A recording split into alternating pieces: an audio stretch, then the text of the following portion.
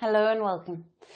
We start with Madagascar, where President Prez Rajoelina has appointed an army general as prime minister, a week after dissolving the government. This as Gen Z protests continue to grow over power and water shortages. President Rajoelina has named Army General Rupin Fortunat Zafesambo as the new prime minister. Now, the general previously served as director of the military cabinet in the prime minister's office. Rajoelina says the new prime minister must serve the people, promising he is ready to save Madagascar. He added that Zafesambo's top priority will be to restore electricity and water supply. We will proceed with the appointment of the Prime Minister, as proposed by the members of Parliament, and thus appoint a Prime Minister who can restore public order and the confidence of the people. There will be openness and listening, which is why we will engage in dialogue and national consultation under the auspices of the FFGAM, Council of Christian Churches in Madagascar. While the president takes steps to calm public anger, protests on the street show no signs of dying down. Gen Z anti-government protests have entered their third week. University students and local residents gathered in the capital of Antananarivo on Monday and then marched toward the city center, where security forces stopped them at a barricade.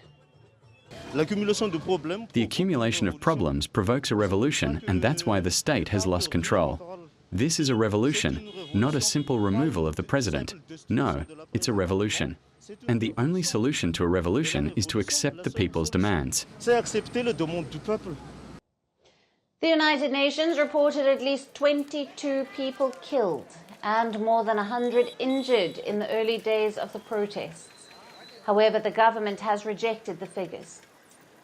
Inspired by similar Gen Z marches in Kenya and Nepal, these protests are the largest wave of unrest in the Indian Ocean island nation in recent years.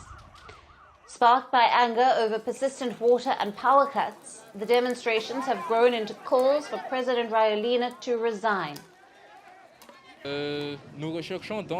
So we're just looking for justice, a good leader for Madagascar, because we're in free fall. The country is suffering economically, educationally, environmentally. We can't take it anymore. And that's why young people are still motivated.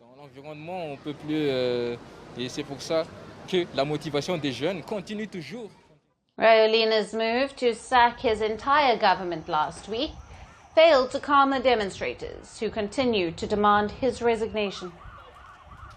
51-year-old Rajoelina, a former DJ and media tycoon, first came to power in a 2009 military coup, and he briefly stepped down in 2014, but was re-elected in 2018. With many viewing his return as a failed bid to deliver promised reforms. In 2009, he said that it wasn't a coup d'etat, that power belongs to the people, and that's what I want. Power belongs to us, and we want to develop the country. We want him to go because he doesn't even know how to lead. He doesn't even know how to run the country. All he knows how to do is party. No, that's not the way to run a country. He's not really a leader.